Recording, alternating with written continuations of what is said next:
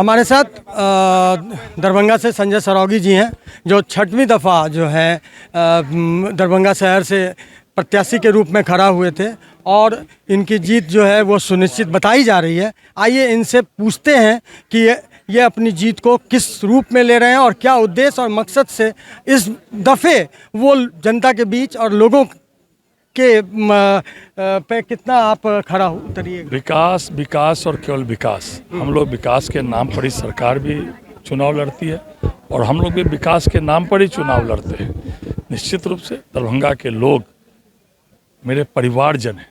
दरभंगा के लोग कोई जनता या मतदाता मेरे नहीं है, मेरे परिवारजन हैं। तो परिवारजन ने मुझे छठी बार पुनः मौका दिया है, उनको बहुत बहुत कृतज्ञता, बहुत बहुत आभार। और इन 5 सालों में भी उनका जो भी थोड़ा बहुत काम बचा है या उनके सुख दुख में हिस्सेदारी, उन सबको हम लोग पूरा करेंगे। और मिथिला से सुपड़ा साफ हो गया। दरभंगा में 10 सीटें हम लोग जीत करने के कगार पर है। जिस दिन माननीय प्रधानमंत्री जी के माता जी को अपशब्द कहा गया, गालियां दी गई, उसी दिन इन लोगों की हार की पटकथा मिथिला में लिखा गई थी।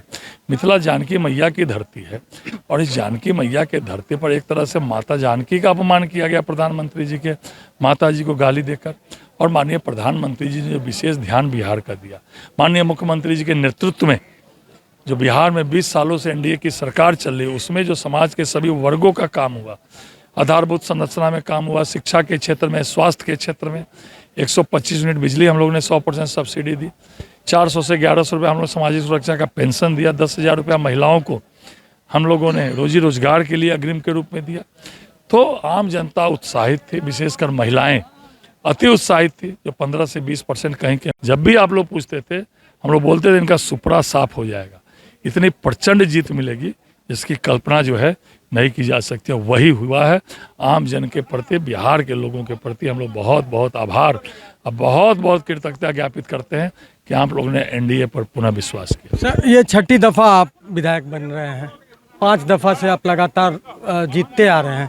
अब आपको क्या लगता है कि दरभंगा शहर जो जनता आपसे उम्मीद रखती है, जहाँ जो कमी है, आपको अपनी तरफ से क्या लगता है कि कौन से क्षेत्र में आप करना चाहेंगे जिससे जनता की ज़िंदगी और आराम हो? दरभंगा में लगभग 6,000 करोड़ की योजनाओं का काम प्रारंभ होने वाला है या काम प्रारंभ हो चुका है। थोड़ा बहुत जाम रहता है, उसके लिए 13 किलोमीटर का एलिवेटेड रोड का शिलान्यास हो गया 1800 करोड़ से। 6 आरओबी पर निर्माण कार्य तेजी से प्रारंभ है। जल जमाव की थोड़ी बहुत कहीं कहीं समस्या, उसके लिए भी नालों का निर्माण तेजी से चल रहा है, वो सब स्वीकृत है। उसका 3 तालाब का एकीकरण, बस स्टैंड इंटरनेशनल स्तर का बन रहा है। उसके बाद डीएमसीएच में 1800 बेड का नया अस्पताल, उत्तर बिहार का आधुनिकतम अस्पताल बन रहा है। एम्स बन रहा है। एयरपोर्ट का, इंटरनेशनल एयरपोर्ट का बड़ा जो है नया टर्मिनल बन रहा है। तो बहुत सारा काम हो रहा है और निश्चित रूप से आम दरभंगा की जनता को जल जमाव से आप निजात दिलाने में कौन सा कदम उठाने जा रहे हैं, जो सबसे बड़ी समस्या यहाँ के लोगों को बताया ना, 270 करोड़ की लागत से नालों का निर्माण कार्य प्रारंभ है। उसमें 7 पंप हाउस भी है, सम्प हाउस भी है, बड़े नाले भी हैं, छोटे नाले भी हैं।